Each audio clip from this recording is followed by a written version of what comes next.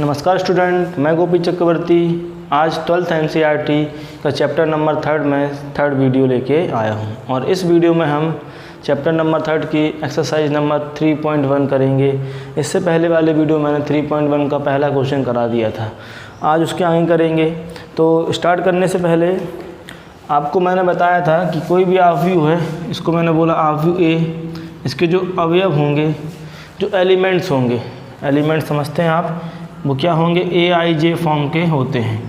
ठीक, यदि इसको मैंने बोल दिया m क्रॉस n का है, ठीक, मैंने बोला कि जो आव्यूह है वो m क्रॉस n का है, मतलब i की वैल्यू कहाँ तक वेरी करेगी, 1 to m तक, और j की वैल्यू कहाँ तक वेरी करेगी, 1 to n तक।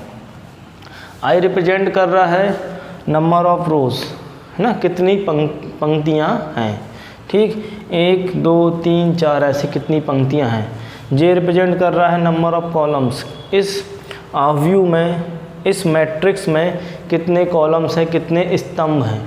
ठीक, यदि मैंने बोल दिया यहाँ पे कि ए आई जे 2 क्रॉस 2, मैंने क्या बोल दिया, ए आई जे जो है, ए क्या है, एक मैट्रिक्स है, और इसके अंदर जो एलिमेंट हैं वो ए आई जे के फॉर्म के हैं, और जो मैट्रिक्स है वो 2 क्रॉस 2, मतलब 2 पंक्तियाँ, 2 रो और 2 स्तंभ, मतलब 2 कॉलम्स होंगे। ठीक, इसमें 2 पंक्तियाँ हैं, 2 कॉलम्स हैं। तो देखिए जे कौन सा मान कहलाता रहा, m, जे कौन सा कहलाता रहा, n, ये जो मान है वो m के, तो कहने का मतलब i क्या था, 1 से m तक वेरी कर रहा था, और m की मैक्सिमम वैल्यू कितनी दी अपन को, m की मैक्सिमम वैल्यू कितनी दी, 2, तो 1 2, i के मान केवल हम कितने रखेंगे, 1 2, जे भी कितने हैं, 2, तो 1 2। तो यहाँ से जब हम मैट्रिक्स को बनाएंगे, आव्यूह को बनाएंगे, तो जरा देखिए a कितनी पंक्तियाँ हैं, 2, भाई नंबर ऑफ i कितने आ रहा है, 1 से लेके 2 तक, 1 और 1 2, है ना, तो 1 से 2 तक चल रहा है i की वैल्यू। तो i क्या है, नंबर ऑफ रोज हैं, पंक्तियाँ, कितनी पंक्तियाँ, 2। ठीक है, तो मैंने बोला ये ए टाइप, अपन को जो आव्यूह मिला उसमें अवयव कैसे हैं, उसमें एलिमेंट कैसे हैं, ए टाइप के हैं, ए आई जे टाइप के हैं। तो आई की वैल्यू पहले मैंने क्या रखी, 1, भाई देखो आई की वैल्यू 1, सिंपल सी बात। ऐसा क्यों रख रहा हूँ, क्योंकि यहाँ पे कितनी पंक्तियाँ हैं, 2 पंक्तियाँ, तो पहली पंक्ति, ठीक, और ये दूसरी पंक्ति। अब इसके बाद क्या आता है, जे, कितने कॉलम हैं, 2 कॉलम है, तो पहला कॉलम ऐसे, तो 1 1 2 2। तो इस तरीके से हमें 2 क्रॉस 2 का एक आव्यूह मिल गया। अब इस 2 क्रॉस 2 में पहला अवयव क्या है, a11, दूसरा क्या है, a12। इन केस यदि ये 3 क्रॉस 2 का होता, 3 क्रॉस 2 का, तो क्या होते, नंबर ऑफ जो रो हैं वो बढ़ जाते, है ना, नंबर ऑफ रोज क्या होती, बढ़ जाती। या यहाँ पे 1 2 3 1 2 3 1 2 3 नंबर ऑफ रो बढ़ती। लेकिन यदि n 2 ही रहता तो कॉलम्स तो उतने रहते ना। तो ये रिप्रेजेंट करते हैं कॉलम, पंक्तियों की संख्या को, और ये रिप्रेजेंट करते हैं स्तंभ, मतलब कॉलम्स की संख्या को। एक बात ध्यान रखिएगा, ठीक, जितने मैंने बोला 3 क्रॉस 2 का, तो कितनी पंक्तियां हैं, 3 पंक्तियां, ऐसे में कितना आएगा, 3, कितने कॉलम से, 2, तो ऐसे में कितना आएंगे, 2। तो इस तरीके से हम इस किसी भी आव्यूह में हर एक अवयव का स्थान बता सकते हैं। तो यह अधिकतर हमको वर्ग आव्यूह देखने को मिलता है। तो एक रिप्रेजेंटेशन जो होता है, एक नॉर्मल, मैंने बोला ए क्या है, एक 3 क्रॉस 3 का, 3 क्रॉस 3 का आव्यूह है। तो इसके अंदर जो एलिमेंट होंगे वो कैसे होंगे, a11 a12 और a13, क्योंकि मैंने बोला है ए क्या है, इसकी कोटि क्या है, इसका ऑर्डर क्या है, 3 क्रॉस 3, 3 पंक्ति 3 स्तंभ, 3 रो होंगी, है ना, 3 रोज होंगी और 3 कॉलम्स होंगे।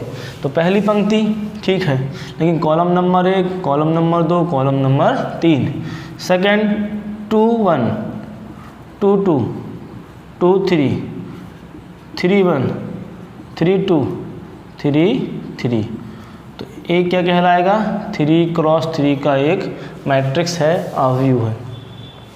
3 पंक्ति, इसको बोल देंगे क्या, R1, इसको R2, इसको R3, और यहाँ पे जे C1, C2, C3, column number 1, column number 2, column number 3, row number 1, row number 2, row number 3। अब मैंने बोला कि जी किस अवयव, इस अवयव का नाम क्या होगा, इसको बोलें कैसे बोलेंगे, तो पंक्ति नंबर 3, रो नंबर 3 का, कॉलम नंबर 2 का अवयव है, इसलिए इसका नाम क्या है, देखो पंक्ति कितनी इसकी, इसका नाम क्या है, 32, A32, तो कौन सी पंक्ति में आ रहा है, ये तीसरी पंक्ति में आ रहा है। कौन से कॉलम में आ रहा है, स्तंभ में कौन सा आ रहा है, सेकंड वाले स्तंभ में आ रहा है।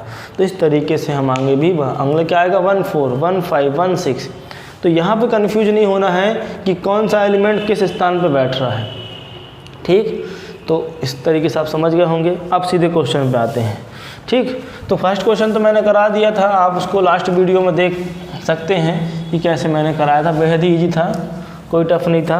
अब जो क्वेश्चन नंबर 2 है, क्वेश्चन नंबर 2 क्या है, यदि किसी अवयव में 24 एलिमेंट्स हैं, 24 अवयव हों तो इसकी कोटि, संभव कोटि क्या होगी। देखिए उसने क्या बोला है कि किसी अवयव कोई मैट्रिक्स है, मैंने बोला वो मैट्रिक्स ए है। अब इसके अंदर जो एलिमेंट हैं कुल कितने हैं, वो 24 हैं, 24 हैं।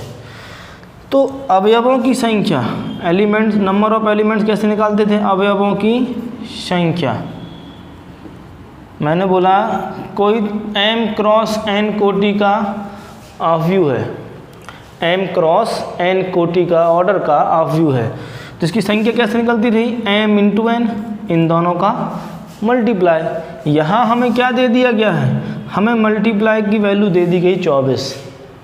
अब ऐसे 2 नंबर बताना है हमको जिनका मल्टीप्लाई करने से कितना मिल जाए, 24 मिल जाए। तो बहुत हो सकते हैं, है ना। कुल मिला के ऐसी संख्या हमें बतानी है जिनका गुणा करने पर हमें 24 प्राप्त हो। तो सबसे पहली देखिए यहाँ संभावना व्यक्त हो रही है ना, हम बहुत सारे हो सकते हैं, हाँ हो सकते हैं, काउंट कर सकते हैं, इतना तो है काउंट कर सकते हैं। तो केवल एक ही आंसर नहीं आएगा, इसके बहुत आंसर आएंगे।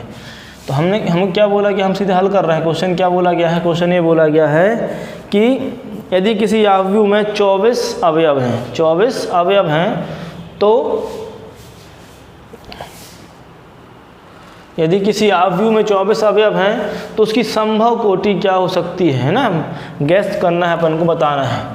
तो हम क्या बोले, चूंकि किसी अवयव में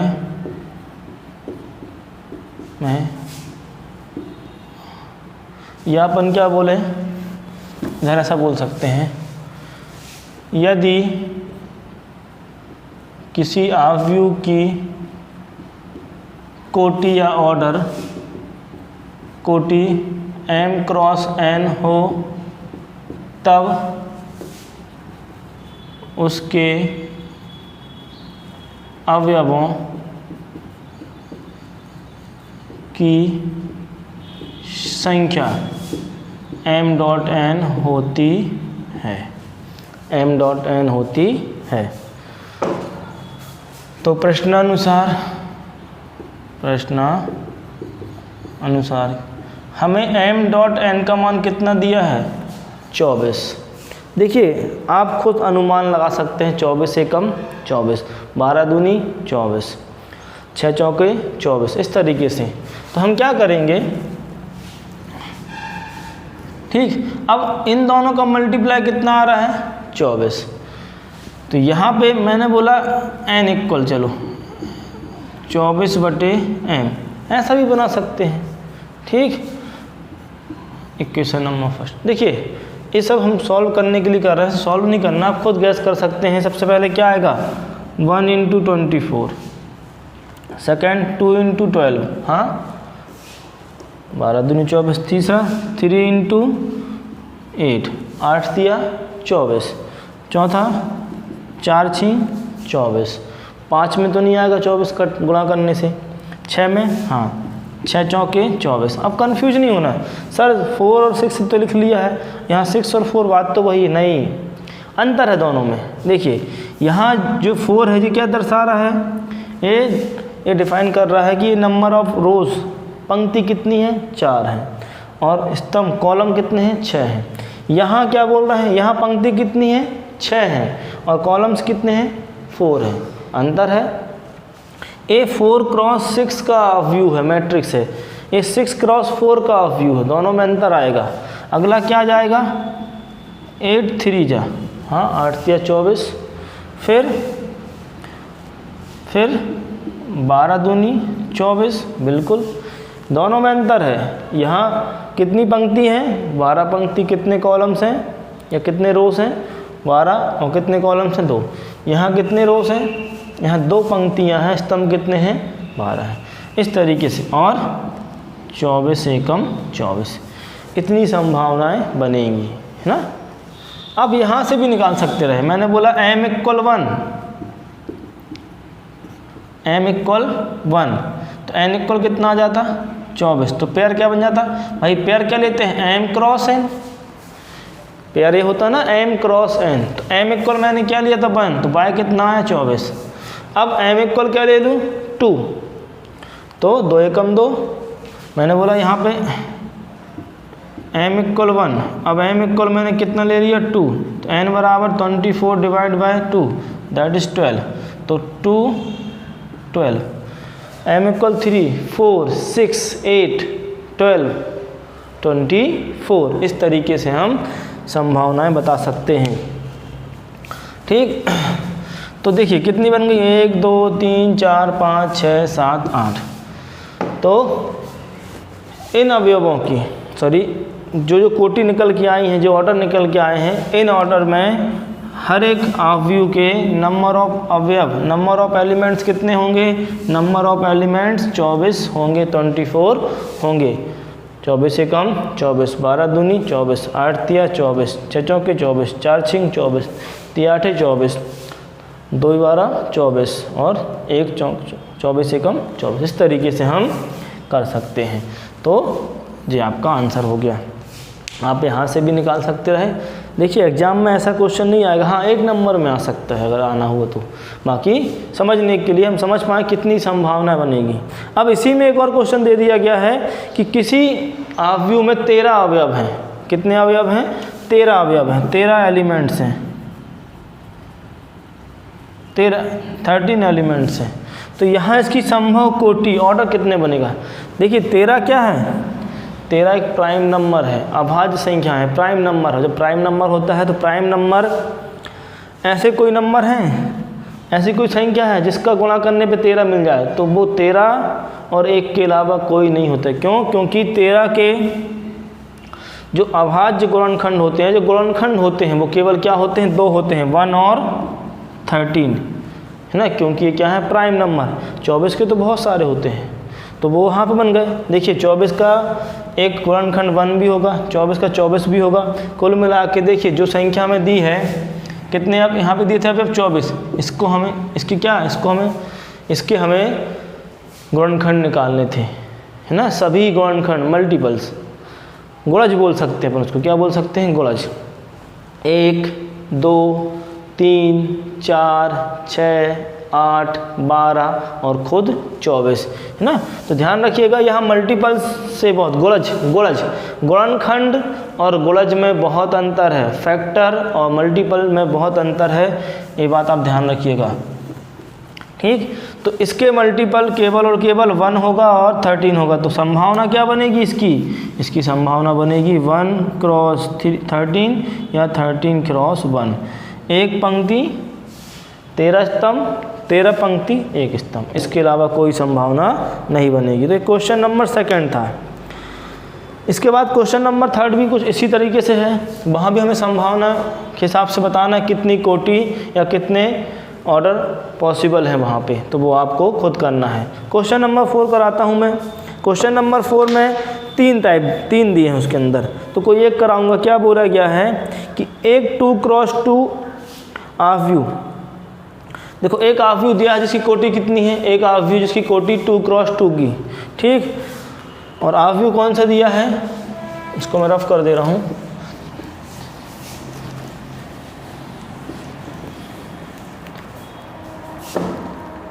क्वेश्चन क्या है,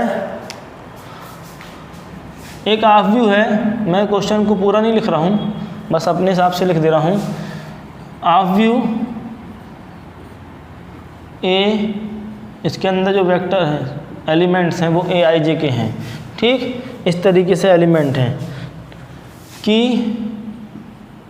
रचना कीजिए। क्वेश्चन आप पूरा देख लेना बुक से अपने पास, मेरे पास बुक नहीं है तो मैं इसको अपने हिसाब से बता रहा हूँ। कीजिए जिसकी कोटि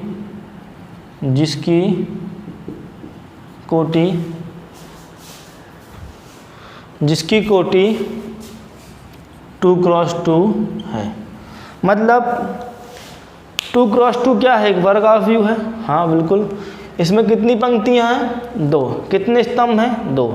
नंबर ऑफ रोज कितनी है, 2। नंबर ऑफ कॉलम्स कितने हैं, 2। तो जब नंबर ऑफ रोज कितनी है, 2 है, नंबर ऑफ कॉलम्स कितने हैं, 2 हैं, तो इसके अंदर एलिमेंट कितने होंगे, इन दोनों का मल्टीप्लाई मतलब 4। एक बात समझिए बिल्कुल अच्छे से, जो कोटि दी होती है उसी का मल्टीप्लाई कर दें तो हमें नंबर ऑफ एलिमेंट्स मिल जाते हैं उस अवयव में कितने हैं, अवयव कितने हैं, तो 4 अवयव हैं, ठीक। अब 4 अवयव हैं तो हमने क्या किया, लेट कर लिया, मान लिया। यहाँ पे देखिए पहला क्वेश्चन करा दे रहा हूँ इसका। पहला क्वेश्चन क्या दिया इनने, जो इसके अवयव हैं उसके जो एलिमेंट हो किस तरह के, उनने क्या दिया इसको अपन को करने के लिए, आई जे का होल स्क्वायर डिवाइड बाय 2, इस वाले फॉर्मूले से हमें निकालने हैं, ये दिया है उनने। तो हल करेंगे, चूँकि 2x2 कोटि का अवयव है, अतः अवयवों की संख्या 2 × 2 दैट इज 4 होगी, है ना। तब माना ए बराबर, हमने अवयव मान लिया 2x2 का। अब पहला एलिमेंट क्या होता है, A11, पहली पंक्ति पहले स्तंभ का पहला अवयव, पहली पंक्ति पहला स्तंभ, पहली पंक्ति दूसरा स्तंभ, पहली पंक्ति दूसरा स्तंभ। हाँ मैक्सिमम इतना, क्योंकि स्तंभ भी कितने हैं, 2। दूसरी पंक्ति पहला स्तंभ, देखिए कैसे समझ रहा हूँ, दूसरी पंक्ति पहला स्तंभ, दूसरी पंक्ति दूसरा स्तंभ, और इस तरीके से हमें इन चारों के मान निकाल के यहाँ पे रखने हैं। तब हमें वो अवयव मिल जाएगा जिसकी कोटि कितनी है, 2x2, और यहाँ से हम उसके एलिमेंट की संख्या, एलिमेंट निकाल सकते हैं, ठीक। तब आई जे बराबर क्या दिया है, आई प्लस जे का होल स्क्वायर डिवाइड बाय 2। तो हमने क्या रखा, आई इक्वल 1 जे इक्वल 1। क्यों रखा 1 1, क्योंकि हमें पहला अवयव पहला एलिमेंट निकालना है। यहाँ आई इक्वल कितना है 1 और जे इक्वल भी कितना है 1। हम वैल्यू कहाँ से रखेंगे, हम वैल्यू यहाँ से रखेंगे।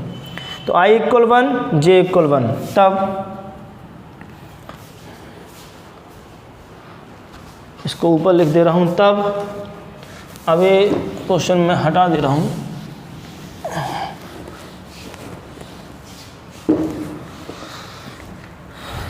चलो, I equal 1 J equal 1, then A 1 1।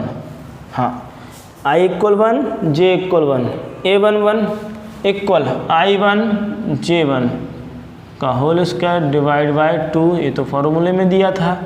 और आगे सॉल्व किया, 1 + 1 2 और 2 का स्क्वायर डिवाइड बाय 2। नहीं आता समझ में, 2 का वर्ग 4/2, 2 एकम 2, 2 दूनी 4, 2 × 1 = 2, 2 × 2 = 4। आंसर कितना आ गया, A11 की वैल्यू कितनी आ गई, 2 आ गई। इसी प्रकार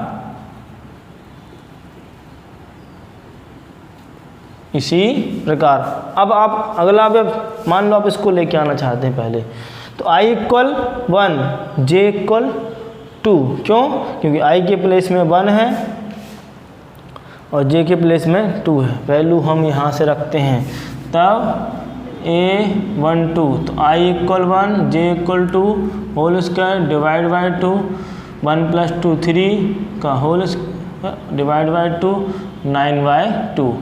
ये किसकी वैल्यू आ गई? A12 की। इसी प्रकार A21 I equal 2, J equal 1, I equal 2, J equal 1 divide by 2, इसका चल रहा है होल स्क्वायर, दैट इज़ यहाँ भी आएगा 9/2। अगले स्टेप में 2 2 I equal 2, J equal 2 whole square divide by 2, हाँ दिख रहा है, डिवाइड बाय 2, 2 + 2 4, 4 का square 16 divide by 2 that is 8। जी किसकी वैल्यू आ गई? A22। और इस प्रकार हमें चारों एलिमेंट्स की वैल्यू प्राप्त हो चुकी है, मान मिल चुके हैं, हमने वो वैल्यू फाइंड कर ली। अब हमने A इक्वल क्या लिया था? तब जो आव्यूह था क्या आया था? A बराबर A11, A12, A21 और A22। इसमें बिल्कुल भी कंफ्यूज नहीं होना है कि सर इसके अंदर 4 एलिमेंट ही क्यों आ रहा है, क्योंकि जो कोटि दी गई है वो कौन सी दी गई है? 2 × 2, 2 दूनी 4 अवयव आएंगे। A11 की वैल्यू कितनी है? 2। A12 की वैल्यू कितनी है? 9 है। ये क्या है? 9/2। A21 की वैल्यू कितनी है? यहाँ पे भी 9/2 और इसकी वैल्यू कितनी है लास्ट की? A22 की 8। और हमने जे आव्यूह प्राप्त कर लिया।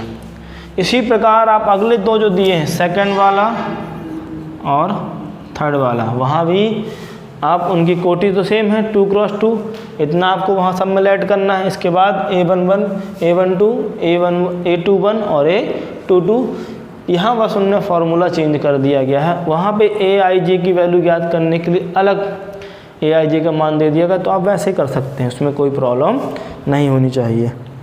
अगला क्वेश्चन देखते हैं। इसके बाद क्वेश्चन नंबर 5 है, क्वेश्चन नंबर 5 करा देता हूँ। इसमें एक पहले ही क्वेश्चन करा देता हूँ क्योंकि यहाँ पे मॉड की वैल्यू दी हुई है। तो क्वेश्चन नंबर 5 में क्या दिया गया है कि एक 3 × 4 कोटि का आव्यूह हमें ज्ञात करना है। ठीक, सिंपल क्वेश्चन अपने हिसाब से समझ रहे हैं। हमें कोटि कितनी दी है? कोटि दी है 3 × 4 और आव्यूह हमने मान लिया Aij, ये क्या है? 3 × 4। अब इस कोटि से हमें समझ में आ जाना चाहिए कि इसके अंदर कितने एलिमेंट होंगे, और उससे बड़ी बात कि यहाँ कितने नंबर ऑफ रोज हैं और कितने नंबर ऑफ कॉलम्स हैं। तो देखिए, पहली वैल्यू 3 है, दूसरी वैल्यू 4 है, तो यहाँ पंक्ति कितनी है? 3 है, और स्तंभ कितने हैं? 4 हैं। और जब पंक्ति 3 है, स्तंभ 4 है, तो इनका मल्टीप्लाई 4 × 12। इसके अंदर कितने अवयव आएंगे? इसके अंदर 12 अवयव आएंगे। तो इतना हम समझ गए हैं कि इसके अंदर 12 अवयव आएंगे। तब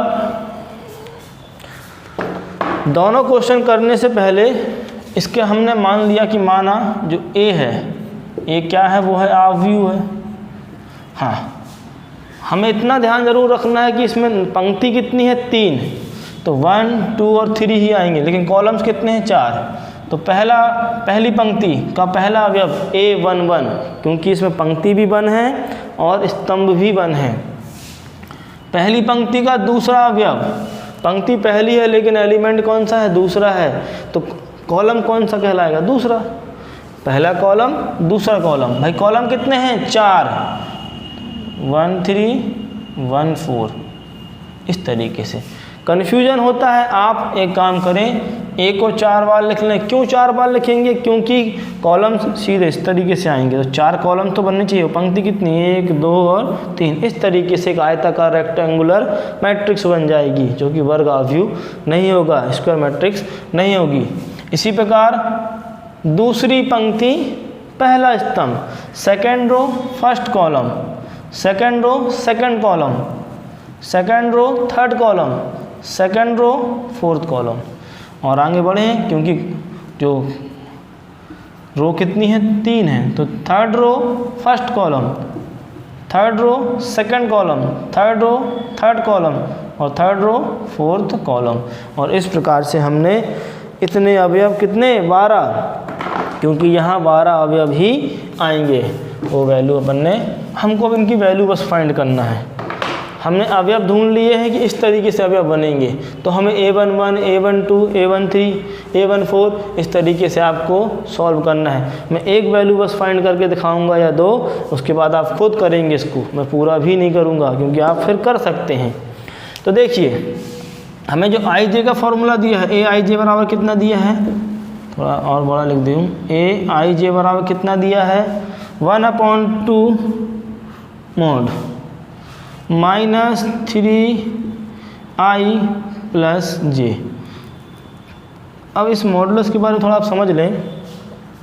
आपने पहले कभी देखा होगा mod x, हाँ बिल्कुल, और आप हमेशा इसकी वैल्यू क्या रखते रहे x।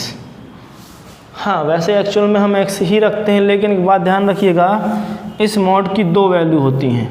कितनी वैल्यू होती हैं 2, एक बार प्लस का x, एक बार माइनस का x, शायद आपने 11th में पढ़ा हो, हाँ ठीक है। तो अभी हमें यहाँ पे नेगेटिव वैल्यू ना लेके पॉजिटिव वैल्यू ही लेके चलनी है, ये वाली।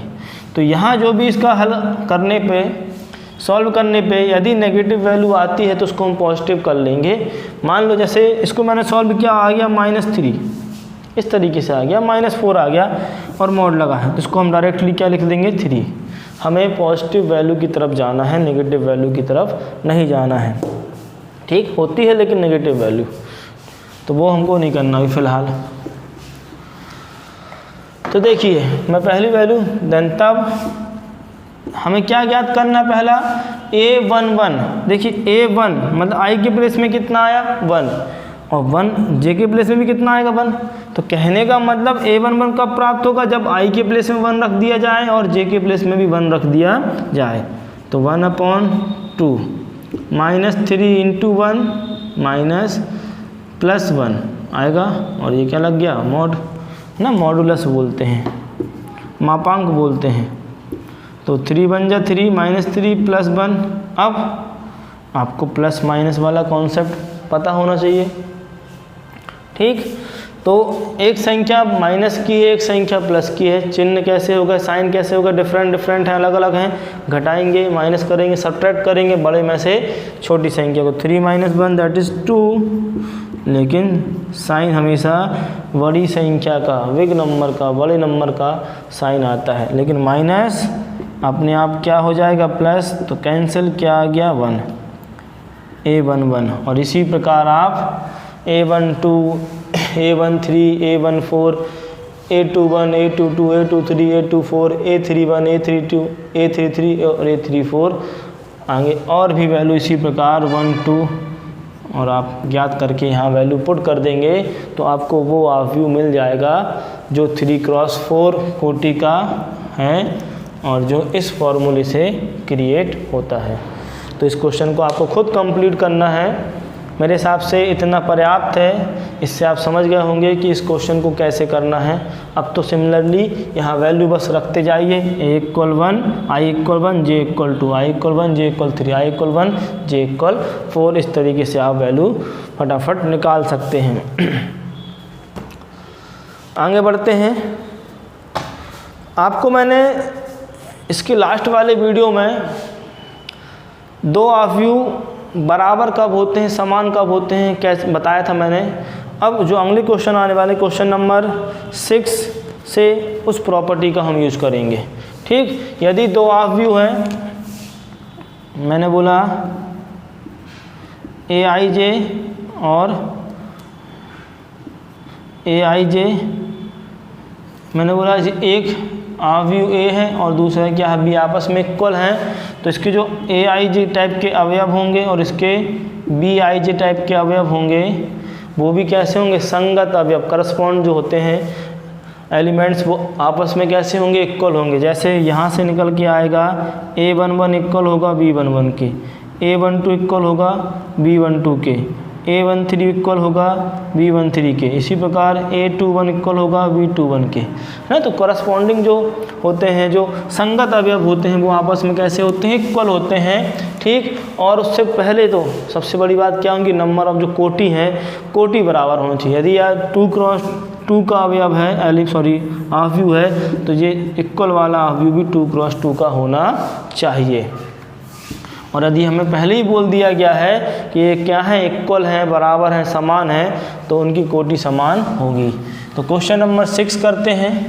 क्वेश्चन नंबर 6 में हमें आव्यूह समान दिए गए हैं और कुछ अननोन वैल्यू को फाइंड करने बोला गया है। तो बोला गया है कि x, y, z के मान ज्ञात कीजिए यदि, पहला क्वेश्चन 4 3x5, 4 3x5 ये पहली मैट्रिक्स है, ये इक्वल है। मैंने पहले ही बोला कि इक्वल दिए होंगे तो हमें x, y, z के मान ज्ञात करने को बोला जाएगा।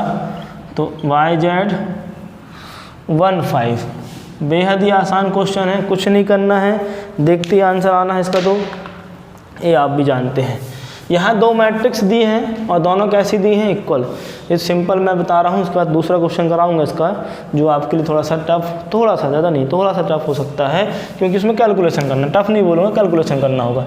इसमें कुछ नहीं करना, सीधे सॉल्व लिख के इसी में देखिए, यहाँ आप लिख सकते हैं थ्योरी अपने हिसाब से कि हम जानते हैं यदि दो मैट्रिक्स बराबर होती हैं तो उनकी कोटियाँ भी समान होती हैं और उनके संगत अवयव भी बराबर होते हैं, है ना। ये थ्योरी आपको यहाँ लिखनी है। क्या कि हम जानते हैं कि दो जो मैट्रिक्स होती हैं, अवयव होते हैं, वो आपस में बराबर होंगे कब, फर्स्ट कोटि कैसी हो, कोटि भी समान हो, कोटि समान हो। सेकंड संगत अवयव बराबर हो। और यहाँ पे हमें इक्वल दे दिया, मतलब बराबर हैं। और जब संगत अवयव बराबर हैं तो देखिए यहाँ पे हम क्या बोलेंगे, A11 कितना दिया है 4, यहाँ पे कितना दिया है y। A11 यहाँ कितना है 4, यहाँ कितना है y, वो आपस में कैसे होंगे, बराबर। तो यहाँ से हम डायरेक्टली बोल सकते हैं A11 इक्वल है आपस में, तो y इक्वल कितना आ गया 4। 3z, तो z इक्वल कितना आ गया 3, x1 आंसर आ गया। क्यों, क्योंकि ये दोनों मैट्रिक्स आपस में बराबर हैं। तो A11 इसके बराबर, A12 के बराबर, A21 के बराबर और A22 के बराबर होगा। इसमें कुछ भी आपको समझने लायक नहीं है। हम पहले ही जानते हैं कि दो अवयव बराबर होते हैं कब, जब उनकी कोटियाँ समान हो और उनके संगत अवयव बराबर हों। यहाँ हमको बराबर दे दिया गया है, यहाँ हमें मैट्रिक्स बराबर दी है, मतलब अवयव समान होंगे। तो कहने का मतलब यदि दोनों बराबर है तो यहाँ 4 होना चाहिए, बिल्कुल होना चाहिए, यहाँ 3 होना चाहिए, हाँ, और यहाँ पे 1 होना चाहिए, तभी ये बराबर होंगे। तो इस तरीके से आप इन क्वेश्चन को करेंगे। मैं क्वेश्चन नंबर चलो 3 करा देता हूँ ना, क्वेश्चन नंबर 3 से करा देता हूँ, कैसा करना है वो तो बहुत आसान ही है। तो जितने क्वेश्चन इसके सब आसान हैं, ठीक। क्वेश्चन यहाँ से नहीं बनेंगे, क्वेश्चन तो आने वाली प्रश्नावली से बनेंगे, लेकिन कंटिन्यूटी में रखना है तो मैं वो क्वेश्चन भी कराऊंगा। क्वेश्चन नंबर 3 कर लेते, सेकंड आप खुद कर लेना। क्वेश्चन नंबर में 3 वेरिएबल हैं, 3 अचर हैं। देखिए x plus y plus z, अगला एलिमेंट क्या है x प्लस जेड और y प्लस जेड। जी क्या है, एक अवयव है। कंफ्यूज नहीं होना, ये सिंगल एलिमेंट है एक, है ना, यहाँ बीच में प्लस लगा है। तो मैं यदि आपसे पूछूं कि इस अवयव की कोटि कितनी होगी, क्या आप बता पाएंगे? 2 मिनट वीडियो को पॉज कीजिए और सोचिए कि यहाँ पे पंक्ति कितनी है, 1 2 3, तो 3 तो पंक्ति हैं, ये तो क्लियर हो गया। लेकिन ये सिंगल एलिमेंट है सभी, और तो कॉलम कितने बनेंगे? ऐसा नहीं कि 1 2 3 कॉलम कर दिए, नहीं, ये सिंगल एलिमेंट है। क्यों है? क्योंकि बीच में प्लस हो रहा है, यहाँ कॉमन ही लगा है। तो कितने कॉलम है? 1 कॉलम है। तो इसकी कोटि क्या है? 3 × 1 की है। अब इसकी करस्पॉन्डेंट ऑफ यू क्या दिया है 9 5 7 9 5 7। अब यहाँ भी देखिए आप 1 2 3 कितनी पंक्तियाँ हैं, कितने रोज हैं और कितने कॉलम हैं, एक दोनों सेम हैं। हाँ, और इक्वल तो हमें दिए, तो कोटि तो जो ऑर्डर है वो इक्वल ही होंगे। अब इतना हम जानते हैं कि कोटि बराबर होती, साथ में करस्पॉन्ड जो एलिमेंट्स होते हैं, संगत अवयव होते हैं, वो आपस में कैसे होते हैं, वो भी बराबर होते हैं। ये 9 लिखा हुआ है, ठीक। तो इतना पता चल गया है, क्योंकि हम यहाँ पे अब लिखना है क्या, ये आपस में बराबर है तो कोटियाँ समान होंगी और संगत अवयव बराबर होते हैं तब x + y + z बराबर 9। Equation number first. x + z बराबर 5 इक्वेशन नंबर सेकेंड, और y + z बराबर equation number 7 equation number third. और इन तीनों समीकरण से देखिए 3 अननोन हैं, 3 अचर हैं और 3 ही समीकरण हैं, बहुत आसानी से निकाल सकते हैं। मैंने क्या किया, समीकरण नंबर 3 से y + z का मान, देखिए y + z का मान समीकरण नंबर 1 में रखने पर समीकरण 3 से समीकरण 1 में मान रखने पर, जब हम मान रखेंगे तो देखिए यहाँ x है रहेगा, y + z की वैल्यू क्या है 7, तो यहाँ 7 और इक्वल में 9 7 का दिया ट्रांसफ़र, तो x यहाँ 9 - 7 दैट इज़ 2, तो x की वैल्यू कितनी आ गई 2, x का मान कितना आ गया 2 आ गया। इसके बाद अब हम क्या करें, जब हमें x की वैल्यू पता है तो समीकरण नंबर 2 में, इक्वेशन नंबर सेकेंड में, समीकरण नंबर सेकेंड में किसका, x का मान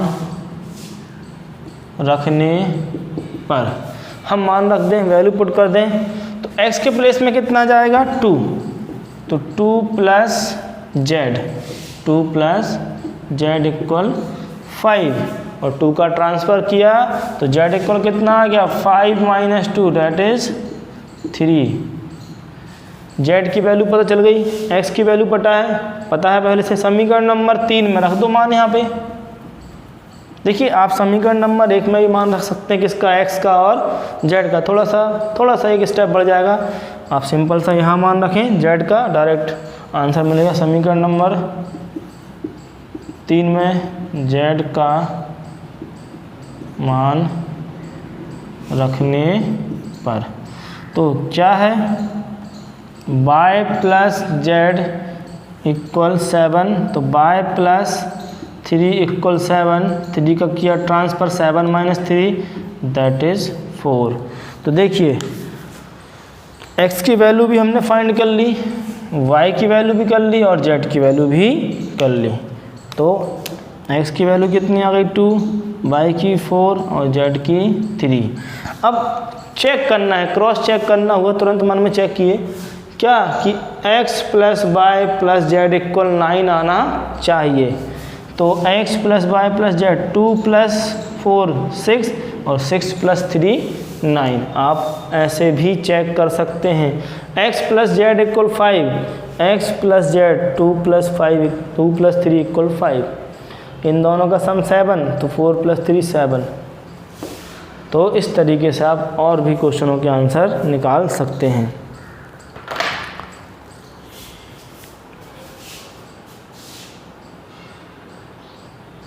इसके बाद क्वेश्चन नंबर 7, वहाँ पे ABCD के मान निकालने हैं। देखिए 2 × 2 की मैट्रिक्स है, हमें वहाँ पे 4 समीकरण मिल जाएंगे और उन 4 समीकरणों से हम ABCD के मान निकाल सकते हैं। ये आपका होमवर्क रहेगा। क्वेश्चन नंबर 9 में मैं हिंट कर रहा हूँ और आप खुद कर लेंगे वो क्वेश्चन। है ना। इसके बाद सेशन को एंड करते हैं। क्वेश्चन नंबर 9 इसी कॉन्सेप्ट पे डिपेंड है, इक्वल वाले कॉन्सेप्ट पे। दो जो मैट्रिक्स दी हैं, अवयव दिए हैं, वो आपस में कैसे हैं, इक्वल हैं। बोला गया है x तथा y के प्रदत्त किन मानों के लिए अवयव के निम्नलिखित युग्म समान है। कहने का मतलब एक अवयव हमें दे दिया गया है, क्या 3x + 7 पहला एलिमेंट, दूसरा 5 y + 1 और यहाँ पे 2 - 3x जी। और इसी पे हमें दूसरा क्या दे दिया गया है, 0 y - 2 0 y - 2 8 और 4, ये दूसरा हमें अवयव दिया गया है। और यहाँ पे बोला गया है कि x और y के किन मानों के लिए ये आपस में क्या हैं, इक्वल हैं। तो देखिए हम क्या करेंगे, यहाँ इनको इक्वल लेके चलेंगे और x और y के मान निकाल लेंगे। क्योंकि हमने क्या किया है, इस मैट्रिक्स को और इस मैट्रिक्स को इक्वल बता दिया गया। जब इक्वल बता दिया है, क्योंकि इनकी कोटि भी क्या है, यहाँ 2 × 2 है और यहाँ भी क्या है 2 × 2, तो कोटि तो समान है। देखिए अब जब कोटि समान है तो पहली कंडीशन तो फुलफिल हो गई। और हमने जब इक्वल ही बोल दिया है तो a11 के इक्वल होगा, बिल्कुल होगा। a12 के इक्वल होगा, a21 के इक्वल होगा और a22 के इक्वल होगा। और यहाँ से हम बहुत ही आसानी से इनके मान निकाल सकते हैं।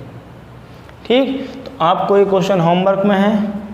यदि इसमें कुछ भी डाउट आपको लगता है तो आप उनको बताइए कमेंट के माध्यम से। यदि आप इसको नहीं कर पाते हैं तो हम क्वेश्चन को आगे बता देंगे। इसके बाद जो भी क्वेश्चन है उनको करके देखिएगा। यदि मान लीजिए यहाँ कोई भी क्वेश्चन है और यहाँ जो हमें वैल्यू दी गई हैं, ठीक, और x और y के कुछ भी मान निकालने को पड़े, और यदि इसी के 2 मान आ जाएँ, यदि इसके 2 मान आ जाएँ, अलग अलग मान आ जाएँ, कुछ भी आ जाए -1 कुछ भी, इसी एक वेरिएबल के 2 मान आ जाएँ, तो वो मैट्रिक्स पॉसिबल ही नहीं होगी। वहाँ आप बोलेंगे संभव ही नहीं है। क्यों? क्योंकि एक मैट्रिक्स में एक टाइम पे किसी एक वेरिएबल के 2 मान एक साथ नहीं आ सकते। तो एक क्वेश्चन इसमें आपको ऐसा मिलेगा। अब वो क्वेश्चन कौन सा आप खुद ढूंढिएगा और करिएगा कि हाँ x के मान हमें एक ही टाइम पे डिफरेंट मिलेंगे। कहने का मतलब यदि y का मान उस समीकरण में रखेंगे तो एक बार कुछ और मिलेगा, और यदि एक और समीकरण दिया रहेगा x का, उसमें y का मान रखेंगे तो x का मान कुछ और मिलेगा। दोनों समीकरण में x के ही अलग अलग मान मिल रहा है, ये पॉसिबल नहीं है। एक टाइम पे एक ही मान मिलना चाहिए। तो इस सेशन में, आज के इस सेशन में इतना ही। इसके बाद मैं 3.2 कि कुछ बेसिक पहले क्लास बताऊंगा, उससे पहले उसके बारे में कि 2 अवयव का योग कैसे होता है ना। जो भी टॉपिक रहेंगे 3.2 के पहले वो कराऊंगा, उसके बाद उसकी एक्सरसाइज कराऊंगा। तो आज के लिए इतना ही। जय हिंद, वंदे मातरम।